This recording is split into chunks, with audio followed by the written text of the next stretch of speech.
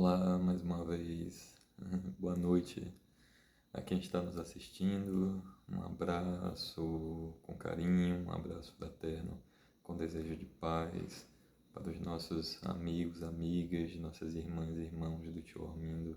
A gratidão por mais uma oportunidade de participar das atividades desta casa, desta instituição. E com essa gratidão nós vamos também estendendo o nosso anseio, não é?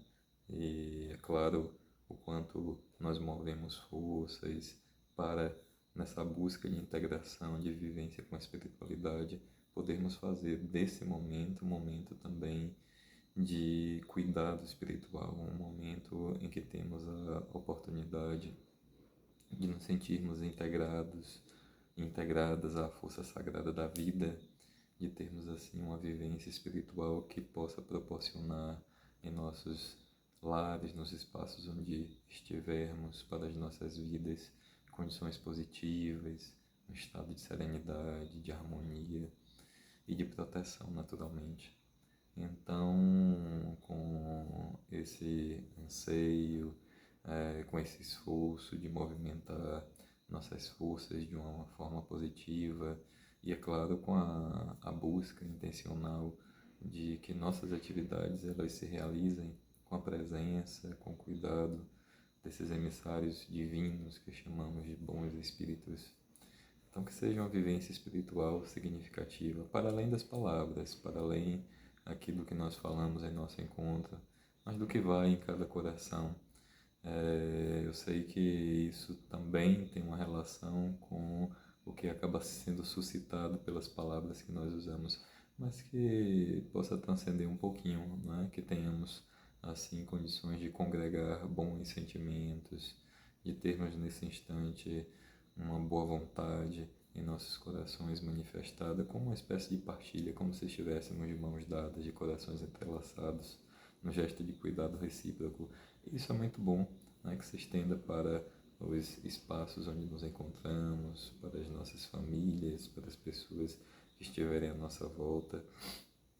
Afinal de contas, nossa conversa de hoje sobre os tramas e dramas da obsessão, é interessante justamente nós buscarmos ao longo de nossa jornada, de nossas vidas, condições que sejam mais propícias a relações harmônicas, a relações, as nossas chamadas relações interpessoais, que naturalmente depende também muito de nossas próprias características, de nossas escolhas, depende naturalmente do nosso esforço de nos educarmos, de podermos despertar consciência para uma relação de cuidado com a vida, para uma relação de cuidado, de amor com nossos irmãos e irmãs e, de um modo geral, com essa casa, com essa mãe terra, eu gosto de dizer assim, dessa forma, né? Não só o planeta, como a mãe terra,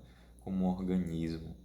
Então, que esse seja, portanto, um encontro que nos favoreça nesse sentido, porque, voltando, nós vamos conversar um pouquinho sobre os tramas e os dramas da obsessão. Logo, é uma conversa sobre obsessão. A obsessão compreendida aqui, claro, no seu aspecto espiritual, porque obsessão, como uma palavra que pode ser usada em diferentes contextos, ela se refere, vamos dizer assim, a um gesto impulsivo, a um comportamento impulsivo, que faz com que alguém se sinta arrastado de forma irresistível para realizar algo, ou seja, a pessoa pode estar obcecada, né? Isso também acaba sendo transposto para a ação de pessoas que acabam perseguindo, acabam causando justamente normalmente, por uma motivação que não é boa, causando problemas nesse processo de perseguir e com o objetivo de provocar prejuízos. Bom, Quando nós, nesse contexto, relacionando a espiritualidade, falamos de obsessão, estamos aqui trazendo justamente a compreensão de que essa palavra se refere a uma relação desarmônica, a uma relação com a espiritualidade, podemos dizer, com espíritos que traz como consequências, resultados ou frutos que não são bons, ou seja, que causa problemas, que traz algum tipo de prejuízo, não apenas material, no que diz respeito a diversos aspectos materiais, seja do nosso corpo, seja naquilo que nós temos em termos de valor das coisas, inclusive do nosso próprio sustento, mas em especial no que se refere a aspectos, a valores que são mais sutis, né? A nossa vida afetiva, o nosso estado mental. Então, nesse caso, uma relação desarmônica do ponto de vista espiritual, que nos leva a vínculo com espíritos que têm objetivos ou motivações que causam problemas, que causam prejuízos de ordem diversa, especialmente danos maiores, não é, em nosso plano mental, vou dizer assim, em nossa dimensão afetiva, moral, comportamental. E compreendendo a obsessão dessa forma, aí nós podemos também considerar o seguinte, que esse é um tema delicado, difícil, uma vez que normalmente não se tem uma consciência e a possibilidade de ter um conhecimento objetivo, que seja mais visível, que seja mais palpável, do que está à nossa volta, do que constitui, portanto, nossos vínculos espirituais. Então a pessoa não vê, né? Diz assim, olha, eu estou sofrendo de uma obsessão. Então disseram que eu estou sofrendo de uma obsessão. A propósito, esse é um dos motivos, ou costuma ser uma das motivações de pessoas que procuram instituições espíritas, por exemplo, ou instituições espiritualistas que realizam algum procedimento que visa desfazer ou neutralizar um caso, um processo obsessivo. Vou usar essa linguagem que é mais específica ou mais característica do espiritismo. Então, às vezes, as pessoas procuram um centro espírita porque ouviu alguém dizer que está obsidiado, ou então porque sente alguma coisa, né? Ou um conjunto de sensações se apresentam e seja de uma forma mais intuitiva ou objetiva mesmo, uma pessoa pode ter essa sensação, não é, de que está sofrendo o assédio de uma entidade espiritual, né, que está sofrendo um determinado assédio que se refere justamente a um aspecto espiritual da vida, na sua percepção, tá? Então no conjunto das percepções que tem. Ou, então, em alguns casos, por fazer uma espécie de análise, de pensar sobre a sua vida, o quanto as coisas, por exemplo, dão erradas, o quanto há recorrência de dificuldades, e a partir daí às vezes pensam, não, deve ter alguma situação, porque eu normalmente procuro fazer tudo certo, me esforço, mas nada do que eu faço vai adiante, só tem problemas, então deve ter alguma coisa. A gente costuma ouvir isso com uma certa frequência, uma certa regularidade, como motivação. E as pessoas vão em busca de confirmações ou de informações que possam justamente confirmar ou até mesmo esclarecer se de fato existe algum processo dessa natureza, o quanto está causando problemas e se é algo que pode ser tratado. Então, diante dessa procura, diante dessas motivações que você tem, nós podemos dizer de uma forma muito tranquila que a obsessão ela continua sendo uma realidade, e uma realidade que é mais comum do que se costuma pensar. É claro que precisamos ter o cuidado para não atribuir todas as desventuras, todas as situações difíceis, todas as frustrações, enfim, todos os problemas aos espíritos. Então, cuidado, nós não precisamos fazer isso e atribuir a um espírito que se identifica ou que tenhamos a ideia de que seja um obsessor e assim se identifique como um obsessor. Então precisamos ter cuidado para não atribuir a um espírito ou aos espíritos a responsabilidade de tudo de ruim que acontece na vida, tá? Então é preciso ter calma, é preciso ter cuidado, é preciso buscar orientação, buscar ajuda que possa justamente contribuir para essa identificação, uma vez que nós precisamos, diante de determinados problemas, ir à raiz de certos processos. Veja, por exemplo, que quando Kardec ele escreve um capítulo no Livro dos Médiuns sobre obsessão, ele vai colocar alguns casos. E nesses casos que ele coloca, tem um deles que se referia justamente a uma pessoa, a um homem, que estava tendo prejuízos materiais em sua propriedade rural, em sua fazenda, vamos dizer assim. E à época, algumas pessoas escreviam para a Sociedade Parisiense de Estudos Espíritas, para Kardec, após a publicação do Livro dos Espíritos, fundação da Sociedade Parisiense de Estudos Espíritas, publicação dos demais livros da Revista Espírita. Então isso dá uma publicidade e assim as pessoas passam algumas pessoas a escrever, a enviar correspondências e se comunicar desse modo com Kardec e com outros membros da sociedade. E ele então aproveita alguns desses relatos, desses casos, para colocar nas suas publicações, inclusive na Revista Espírita e, é claro, em alguns livros que foram publicados, como é o caso justamente do Livro dos Médiuns.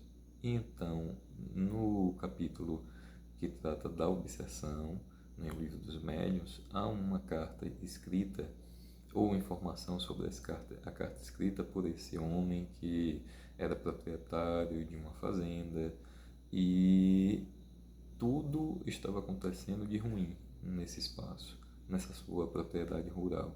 Os animais morriam, da praga o tempo todo. Então ele veja que a motivação também acontecia, essa motivação também acontecia na época de Kardec. Ele ficou se perguntando, nossa, mas deve ter algum problema, deve ter alguma situação que está para além do alcance do meu olhar, né, que transcende a minha capacidade de verificação, e isso se referindo a possíveis influências espirituais. Na linguagem comum, às vezes as pessoas dizem assim, deve ter algum encosto, deve ter alguma força do mal e por aí vai.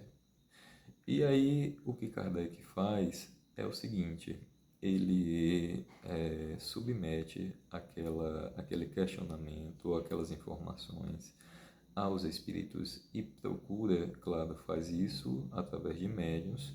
Então ele vai através dos médiuns dialogar com os espíritos e perguntar se aquele caso era um caso de obsessão ou o que é que estava acontecendo.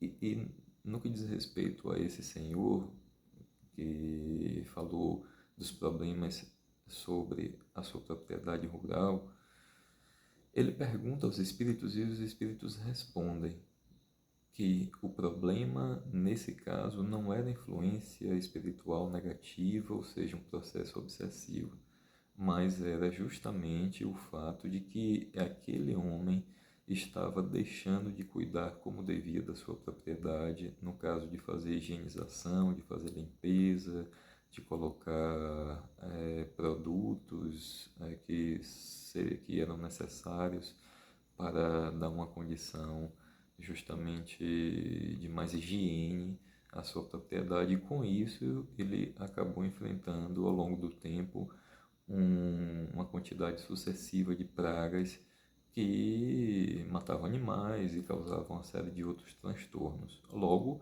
não tinha nada a ver com obsessão. Então, por isso, olha, cuidado para não atribuir tudo ao obsessor, tá? Ou aos espíritos. Um primeiro ponto que é importante. Isso quer dizer que não existe obsessão? De forma alguma, tá? De forma alguma. Só precisamos ter cuidado para verificarmos com calma e buscarmos, é claro, ajuda especializada de quem possa, de um modo sensato e com cuidado, dar indicações. E é claro que aí nós vamos, através inclusive de um cuidado, verificar se o que se chama de desobsessão vai criando condições positivas e vai resolvendo o problema. Mas o fato é que eu preciso ter cuidado, tá bom? Para não se atribuir tudo ou colocar tudo na conta dos espíritos ou do obsessor. Então, a obsessão existe. Tá? Nós vamos encontrar uma série de casos, de relatos ao longo do tempo entre espíritas e não espíritas que vão trazendo justamente essa faceta que é oculta, eu vou dizer assim, uma vez que se trata de uma relação com uma dimensão que nós ainda não apreendemos pelos nossos sentidos. Nós não costumamos ver o chamado mundo dos espíritos, nós não costumamos ver aqueles que chamamos de mortos ou que passaram pelo transe da morte. Não é? É algo, portanto, que fica em um campo que é um campo para nós ainda impalpável, a não ser por experiências relacionadas às faculdades espirituais do ser, experiências mediúnicas, que podemos ter algumas informações e, com base, é claro, numa percepção dessa natureza, para ter um conhecimento acerca da existência dessa dimensão espiritual. Então, nós vamos encontrar, como eu disse, ao longo do tempo, entre não só espíritas, mas também não espíritas, publicações que tratam de obsessão. E, normalmente, nessas publicações, nós vamos encontrar relatos de casos que expressam uma variedade significativa de casos e normalmente com motivações que são diferentes. Embora, quando se fala de obsessão, o mais comum é justamente pensar no obsessor como um inimigo de uma vida passada. Porque a obsessão, ela se caracteriza por um vínculo que não é bom, tá? Um vínculo que podemos dizer marcado por adoecimento, né? Um vínculo, portanto, não saudável. Afinal de contas, nós estamos falando aí de relações entre subjetividades, relações entre consciências ou entre entes com as suas propriedades mentais, que trazem consigo seus sentimentos, suas memórias, sua consciência, enfim, sua cognição, tá? Então, suas percepções. Então, estamos falando justamente de relações. A obsessão se refere a uma relação, se refere a vínculo. E veja que nesse caso, embora se tenha o costume de pensar no obsessor, para quem já ouviu falar sobre obsessão, e de um modo geral, quando se trata assim de perseguição ou de um assédio espiritual, se costuma pensar que isso é fruto da ação de seres praticamente devotados ao mal, né? De espíritos ruins. Então, normalmente é essa ideia que se tem. Veja, é preciso também ter cuidado em relação a essa ideia, tá? Então, primeiro, cuidado para não colocar tudo na conta dos espíritos e se pensar que tudo é obsessão, mas isso não significa dizer que ela não exista.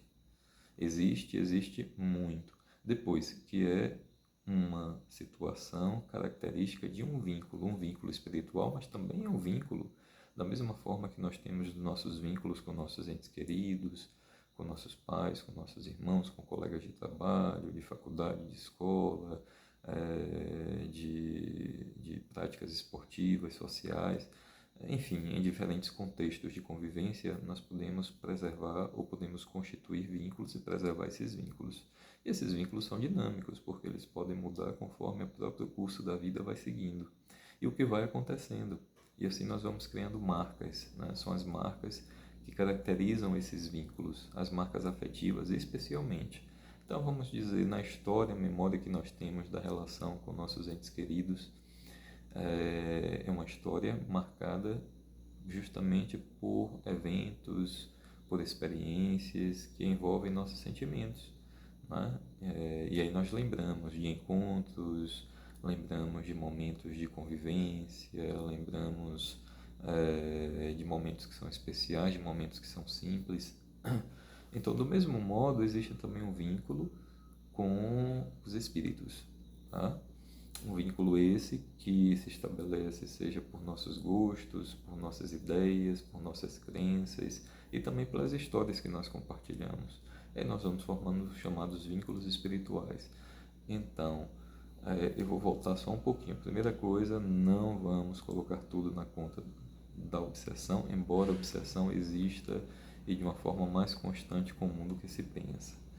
Depois, vamos também ter o cuidado de repensar a imagem que nós temos acerca dos espíritos obsessores, uma vez que a obsessão se caracteriza por um vínculo.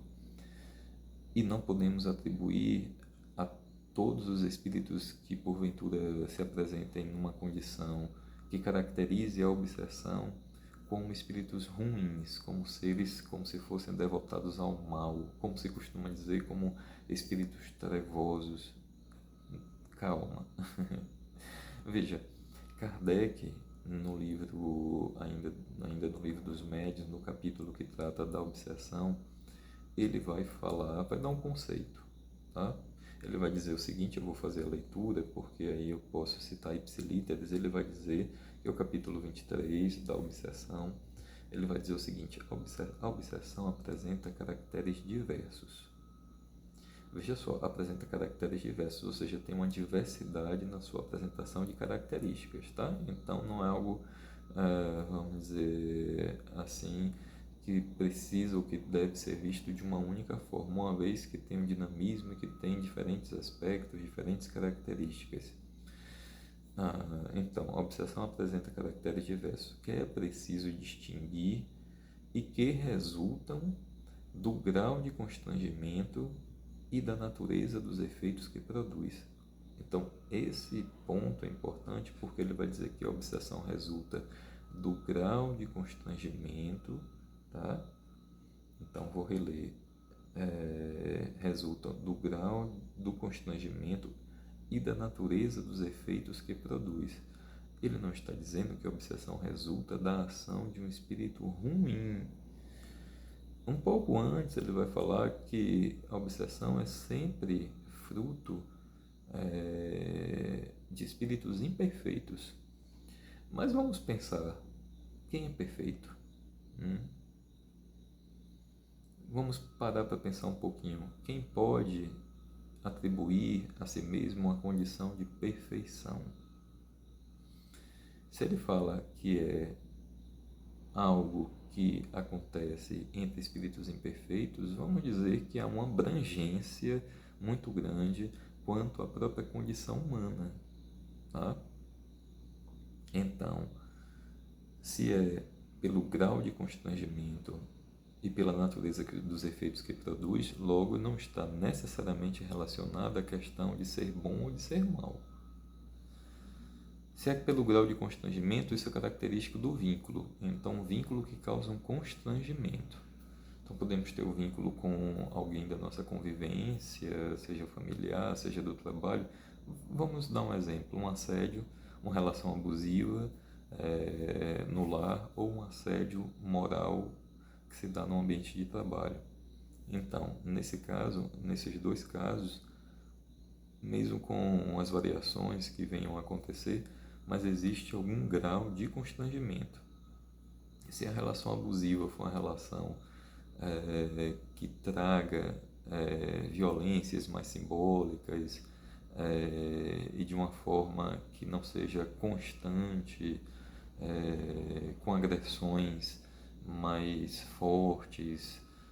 Então tem um grau que é diferente de uma relação abusiva que chega e às vezes até resulta em uma violência que pode levar à morte, um caso de homicídio. Então aí nós temos uma gradação, assim como nós também podemos encontrar uma gradação no chamado assédio moral, numa relação que se dá. Então pode ser um assédio que tem um grau que represente justamente processos mais sutis, mais delicados, mas ainda assim que incomoda, que fere, que machuca, ou um assédio que pode adoecer, que pode transtornar, que pode causar prejuízos sérios. Então nós temos um outro grau. Quando Kardec fala, portanto, que a obsessão resulta do grau de constrangimento, então nós vamos falar de uma situação de vínculo e um grau ou em graus que podem ser justamente mais ou menos graves ou resultar em processos mais ou menos graves. Um grau de constrangimento. Então veja, existe um constrangimento e da natureza dos resultados que produz. Então, se produz resultados ruins, e aí nós vamos ter um processo obsessivo caracterizado. Tá? Então, se existe a presença de um espírito, de um ou mais espíritos numa situação de vínculo que causa constrangimento e produz resultados ruins, aí a obsessão. Aí, como eu disse, não é preciso necessariamente você ter uma ideia de que a obsessão é fruto de um espírito ruim, de um espírito mau. Nós podemos encontrar, inclusive, na própria experiência prática, e aí podemos falar de casos que são de observação pessoal, obsessões que decorrem do esforço, da intenção de fazer o bem, mas acaba resultando em prejuízo. E eu vou citar um exemplo que aconteceu com uma pessoa da minha família. Ela, durante uma fase da sua vida, no início da fase adulta, começou a apresentar características muito semelhantes ou comportamentos semelhantes a quem tem síndrome do pânico. Então, ela, só que não era por conta do conjunto de características, não é? Ela não teve um diagnóstico fechado como síndrome do pânico, mas havia uma situação muito parecida, característica, que era ela sempre sentia um pânico, sentia um medo incontrolável em situações de aparente risco.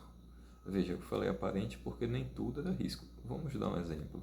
Se ela fosse atravessar uma rua, então de repente ela podia ter uma sensação de que havia o risco de ser atropelada, e isso a paralisava, imobilizava, de modo que ela não conseguia atravessar uma rua sozinha. Às vezes até descer a escada, vinha uma ideia de que ela poderia cair da escada e se machucar, então ela começava a ter um medo acentuado, vinha aí a partir do desespero, e aí vem a ansiedade, uma crise de ansiedade. Isso, portanto, começou a afetar em muito a sua vida. Ela foi fazer tratamento, foi buscar ajuda, naturalmente com profissionais da área de saúde mental. Mas, com o tempo, algumas situações foram apresentando, no caso dela, características mediúnicas. Ela começou a perceber a presença de espíritos, começou a ter visões, começou inclusive a ter sensações que eram sensações mais penosas, incômodas dessa presença espiritual. E ela procura um centro espírita. Não situações tão penosas assim, no sentido de que alguém estava com raiva, mas um estado de angústia, um estado que era de inquietação, e que ela percebia justamente a ocorrência disso quando coincidia com a percepção de uma determinada presença espiritual que ela não identificava, não sabia qual era. E aí então ela foi procurar ajuda, foi uma instituição espírita. E acontece, eu vou encurtar bastante a história, é, acontece que quem estava provocando nela aquele estado semelhante a um caso ou a um quadro de síndrome do pânico era o próprio pai. O pai, que havia falecido quando ela estava com cerca de 2 ou 3 anos, quando estava bem pequena. Ele sofreu um acidente de carro e, em decorrência dos traumas desse acidente, ele não resistiu e foi a óbito, né? Mas continuou, do ponto de vista espiritual, continuou vivo, vida que segue, mas na condição mental dele não era boa. Não porque ele fosse uma pessoa ruim e não porque estivesse apresentando uma motivação ruim em relação à filha, no seu vínculo com ela, tá? Então ele não queria fazer mal, não queria prejudicar. Acontece que, nesse caso, quando ele morreu, ficou ali em sua, vamos dizer assim, em sua consciência, em sua mente, uma condição de culpa e da necessidade de cuidar da sua filha por ter abandonado justamente quando ela estava ainda na infância, tão pequena, e por outras razões, que são razões pessoais, que se referem a esse pai, a esse espírito, e que eu não preciso citar aqui, mas isso fez com que ele ficasse obcecado pela ideia de cuidar da sua filha. Isso depois de um determinado tempo, embora o tempo aí seja algo relativo do ponto de vista espiritual, porque não é o mesmo, é outra dimensão, né? Não é a mesma dimensão, é uma outra, o tempo também é percebido de forma diferente. E aí ele começou a se aproximar, né, ou a se reaproximar da sua filha, mas como seu estado mental não era bom, e vem um dado que é interessante. Ele não enxergava sua filha como uma pessoa adulta já, enxergava ainda como uma criança de 2 ou 3 anos. Isso mostra, junto com vários outros relatos de casos de comunicação de espíritos, que o espírito costuma ver ou a pessoa após a morte, tá bom? Costuma ver aquilo que está de acordo com o seu estado mental. Logo, a realidade do ponto de vista espiritual, ela é mais suscetível a ser modelada, a ser transformada por nossos estados mentais. Logo, a depender de como nós estamos, nós vamos criando, configurando uma realidade que não existe por si só, mas é uma realidade que reflete o nosso estado mental. Logo, se a pessoa estiver perturbada, desassossegada, focada, vamos dizer assim, no vício, tudo que ela vai encontrar se refere a isso. O que ela olhar, para onde olhar, ela vai justamente enxergar, mas isso não enxergar outras coisas. Então a realidade acaba sendo moldada justamente em função desse estado mental. Né? Pois bem, então ele não via a filha já na fase adulta, via pequenininha. E ele queria proteger, ele queria de uma forma desesperada evitar qualquer mal que lhe acontecesse, inclusive por conta de uma culpa que ele carregava ainda por ter, mesmo que tenha sido um acidente, mas na cabeça dele, né, por ter abandonado, por não ter continuado como deveria e criado uma de suas filhas. Nesse caso, ele não estava desejando mal, né? Não estava querendo prejudicar, ao contrário, estava querendo ajudar. Só que nesse processo ele criava um constrangimento e o seu vínculo acabava produzindo resultados, efeitos que eram negativos. Então, isso caracteriza uma obsessão. Quando Kardec diz resulta do grau de a obsessão resulta do grau de constrangimento e da natureza dos efeitos que produz. Ele estava constrangendo a filha e criando efeitos que não eram bons. É um caso de obsessão. No entanto, não era espírito ruim. No entanto, não era uma pessoa que estava querendo prejudicar a outra.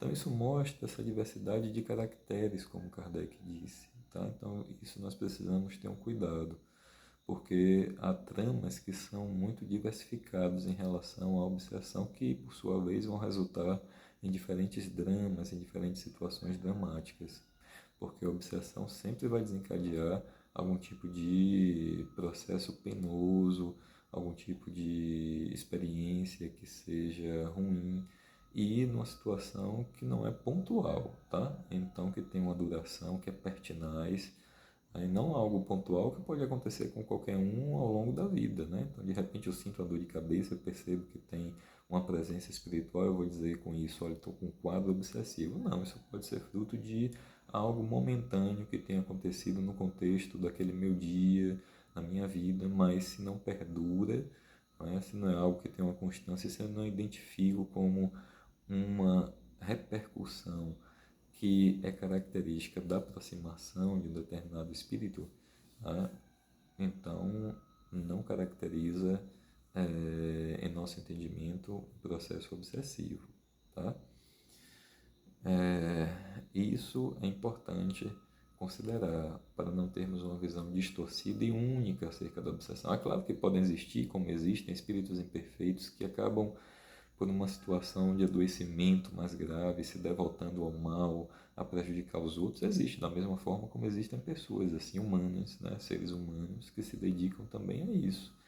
Por sua condição mental perturbada, adoecida, gostam e buscam criar situações de violência, de levar pessoas ao sofrimento. Do mesmo modo acontece entre os espíritos. Nós vamos encontrar, inclusive, em um dos livros também escritos por Kardec, O Céu e o Inferno, uma comunicação, deixe-me ver aqui, para citar de uma forma mais precisa, que está na segunda parte, no capítulo 4, que se refere justamente a espíritos sofredores, e logo o primeiro capítulo, ou o início desse capítulo, que tem o subtítulo O Castigo.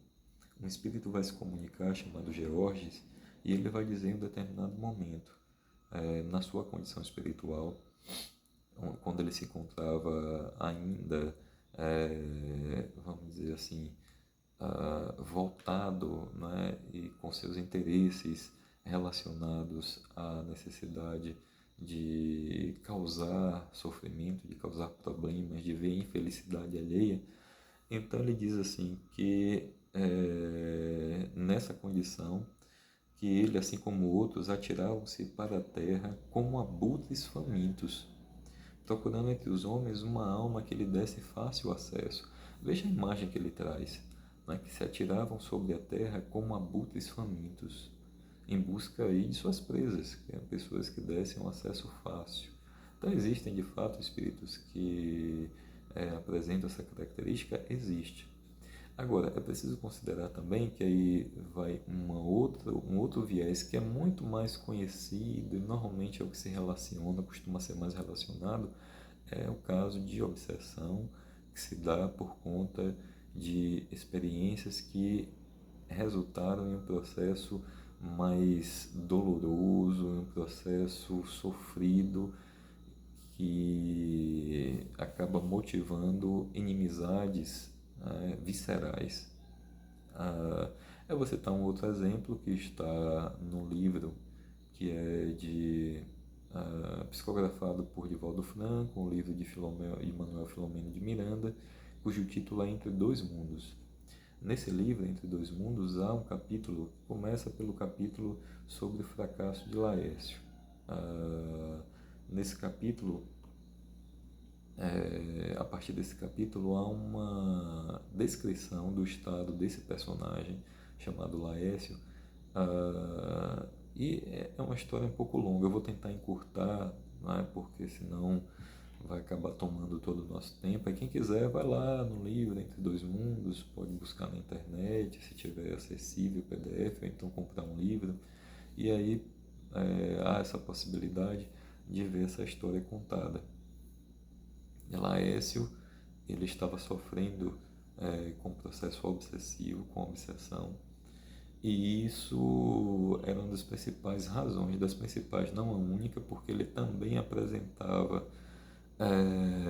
fragilidades ou interesses que facilitavam em muito esse processo obsessivo, e a gente vai falar um pouquinho mais disso nesse instante. Então, Laércio ele sofria com o processo obsessivo e há uma descrição das raízes dessa obsessão, né, dos tramas dessa obsessão.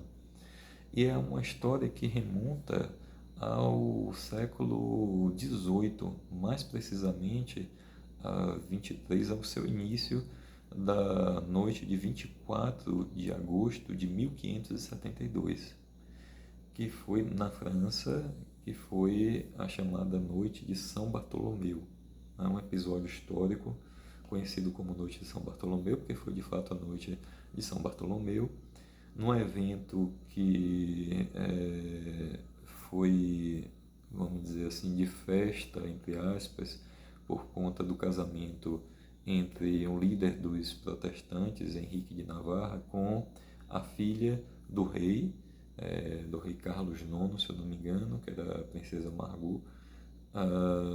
Então isso era para, entre aspas, unir protestantes e católicos, né? Devido justamente aos conflitos que existiam naquela época, em especial, mas tudo era uma armadilha, né? E aí, para quem já sabe sobre a história de São Bartolomeu, da noite de São Bartolomeu, se não souber, é só pesquisar detalhes e assim verificar de forma mais minuciosa o que foi que aconteceu. O fato, eu vou contar aqui, é que justamente nessa noite, por ser uma armadilha, né, arquitetada especialmente pela mãe do rei, Catarina de Médici, os católicos perseguiram os protestantes e começaram a uma matança, né? Há uma variação quanto ao número de protestantes que foram assassinados durante essa chamada Noite de São Bartolomeu. E esse número varia de 2.000 até 70.000, mas de qualquer forma é um número alto, especialmente para a época. Então, de fato, foi uma matança. E a história de Laércio, da inimizade que levou à obsessão, começa aí, nesse evento histórico. Ele era um dos católicos que se aproveitou da sua condição favorecida e também que apresentava, vamos dizer assim, um caráter corrompido, né, e era uma pessoa violenta. Ele então vai perseguir os protestantes e acaba prendendo um dos líderes dos protestantes, e o que ele faz com esse homem é terrível, né? Descrever aqui poderia até causar um mal-estar, mas são torturas assim das mais variadas, e algo assim que faz até embrulhar o estômago, como se costuma dizer, né? Os métodos de tortura, então eu não vou citar, não é o caso, não tem essa necessidade de fazer um detalhamento desse tipo, mas o fato é que aquilo que aconteceu, desse ato de violência brutal, acabou gerando justamente em quem sofreu essa violência uma necessidade de vingança.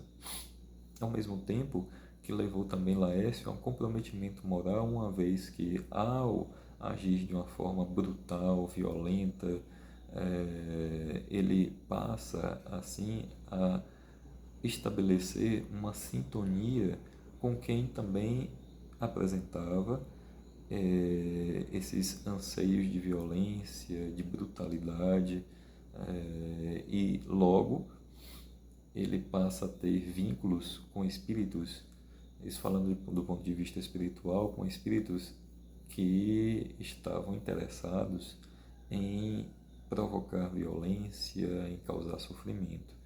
Então, Laércio começa, nesse caso, essa história, não está dizendo que começa tudo aí, mas essa história começa nesse momento. E veja, é muito comum quando alguém sofre uma violência grave querer se vingar. Então ele faz isso e cria um inimigo que o persegue ao longo de vidas. E esse é o caso de obsessão de Laércio. E aí é um resgate, não é? Um resgate é um processo demorado, difícil, complicado, porque envolve uma superação de traumas, de feridas que foram abertas, de violência que gerou violência, que gerou violência e mais violência. Então, não é um processo fácil. Vejam que nesse caso, a obsessão ela se dá justamente por fatos que aconteceram em uma vida passada que resultaram em um processo de inimizade e que vão desaguando ao longo do tempo, inclusive na vida presente, por um vínculo que causa constrangimento e produz efeitos negativos. Isso pode levar a doenças físicas, doenças mentais, comportamentais. E se não houver um tratamento adequado que vá à fonte desse problema, então fica mais difícil. Não estou dizendo que é impossível, mas fica mais difícil a sua cura, né? A sua resolução. Então, para situações de problemas que têm raízes espirituais, é preciso um cuidado também que esteja caracterizado por ações vinculadas a essas raízes espirituais. Ou seja, para um problema espiritual, uma ação que precisa ser de natureza espiritual também. Então, assim, nesses breves relatos, nessas breves considerações, nós podemos ver o quanto a obsessão ela pode apresentar caracteres que são diferentes, que são diversos. De um caso de um pai que queria cuidar da filha e acabou provocando a obsessão, até um caso de uma inimizade feroz, brutal. Então, assim, nós vamos vendo quase que polos opostos.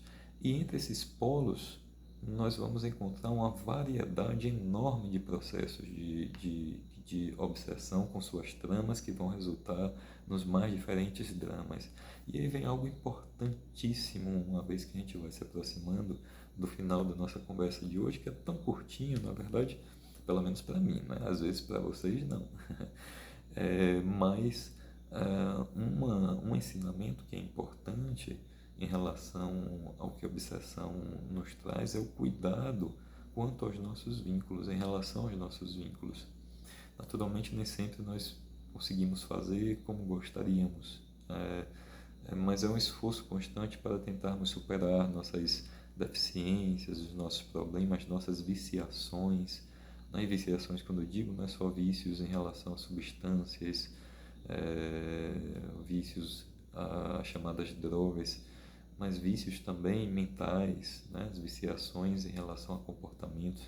Então, nós vamos fazendo um esforço para mudar, para melhorar e, desse modo, evitar problemas no presente e no futuro. Porque aqueles que se apresentam como resultado do passado não tem mais como mudar. Não tem mais como desfazer o que foi feito. É preciso, é claro, cuidar agora para que ele não tenha continuidade. Mas esses nós não podemos mais evitar. Já aconteceram, mas podemos evitar da agora, do presente em diante. Aí sim nós podemos evitar. Então é preciso pensar sobre nossos vínculos, uma vez que a obsessão ela costuma acontecer também em função dos vínculos eh, constituídos durante a chamada experiência humana. Tá? Então, em nossa convivência, nós vamos criando inimizades, nós vamos criando situações em que as pessoas que fazem parte de nossas vidas, de alguma forma, queiram ou nos desejem um mal por ações que tenhamos praticado de uma forma intencional ou não, mas que tenham prejudicado. Então, precisamos repensar os nossos vínculos, repensar o cuidado que precisamos ter para não corrermos o risco de sofrermos com presentes e futuras obsessões. É claro que isso se refere às nossas relações interpessoais, humanas, e no que diz respeito às relações espirituais, esses processos presentes e futuros também dizem respeito à sintonia que nós estabelecemos por conta das nossas próprias características, de nossas idiosincrasias, né? Então, do que é que nos constitui em relação aos nossos interesses, em relação aos nossos sonhos, nossos anseios, nossos hábitos, né? Então, nós vamos nos identificando com quem? Aí é algo para se pensar, não é? Paulo de Tarso chega a dizer em uma de suas epístolas que nós estamos cercados por uma nuvem de testemunhas. Isso se referindo à presença da espiritualidade. Então, se temos uma nuvem de testemunhas, temos assim, a nuvem é algo volumoso, vamos dizer assim, né? Então, não se refere apenas a um espiritual, uma população espiritual. Com quem nos identificamos? Quem faz parte do nosso grupo? Quais são os espíritos familiares? Então, a obsessão não é só um tema para nos chamar a atenção acerca daquilo que esteja acontecendo, que porventura tenha suas raízes espirituais, que caracterizem um processo obsessivo e demandem um cuidado espiritual para que esse processo tenha uma resolução. Mas também nos chama a atenção acerca do que nós precisamos fazer em termos de cuidado para que novas obsessões não venham a ocorrer, para que assim não tenhamos novas tramas e dramas, porque de drama já basta o que nós já enfrentamos nessa vida, não é? Então já drama demais e às vezes que nem escolhemos, então é melhor termos todos os cuidados para evitarmos certos processos obsessivos o tanto quanto for possível. E é claro que vamos buscando em nossas referências espirituais, e aí como tem até um quadro aqui que se refere ao cristianismo, né? Claro, pela figura simbólica do franciscanismo, vou dizer assim. É, então, nós podemos lembrar nesse finalzinho de Jesus, quando nos estimula, quando nos ensina, e através de suas práticas, de suas ações, nos inspira a viver de uma forma mais sustentada no amor fraterno, de nos amarmos como irmãos e irmãs. Isso é um grande desafio, mas um desafio que está ao alcance de nossas mãos, né? Que nós podemos realizar.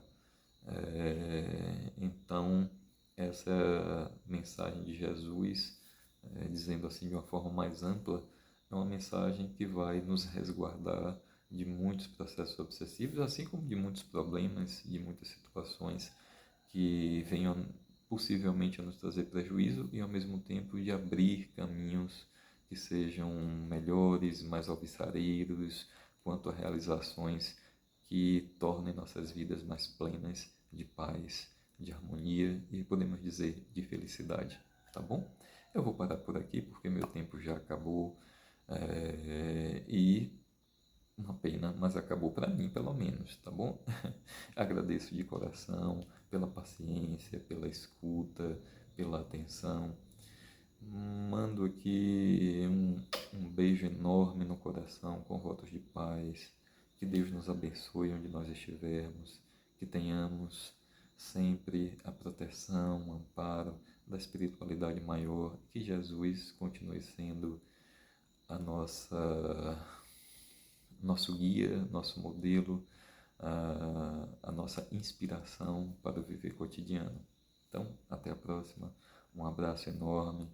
Mais uma vez, que Deus nos abençoe hoje e sempre.